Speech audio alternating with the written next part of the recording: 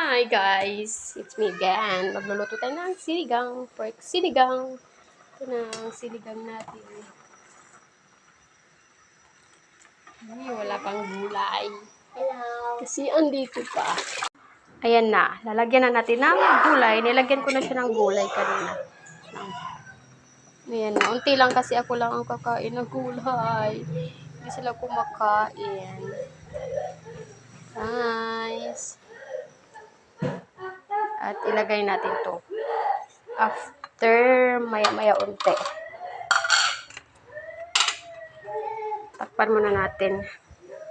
Yung takip niya iba kasi nabasag yung takip. Sinira ng butingon ko. Guys, tignan mo yung mga alaga ko. Ang hyper nila, dito po yung pamangkin ko. Si Buboy. No, wag Alexa, umuuntog mo siya. Oh, say hi. Hi. Hi!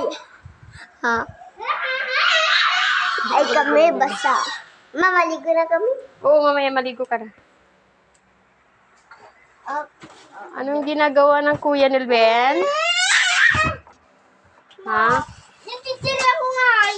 Chicheria na. Mamaya kakain ng chicheria pagkatapos ng kanin. Unas ka na sipon. Away mo ako. Kasi, bad ka din. Ah. Aha. Oh, back tayo sa niluto nating sinigang para makakain ng mga bata kasi may gadalauna na pala. Sorry na. Okay, pwede na siguro ito. Here I see the look. The gulay is good na. Lutong ano to, day? Lutong Bisaya na naman. Wala na naman gulay ang nilalagay. Ayan na.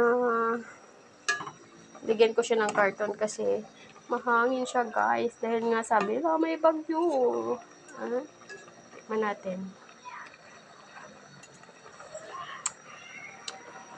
Ang sarap. Lasang sinigang.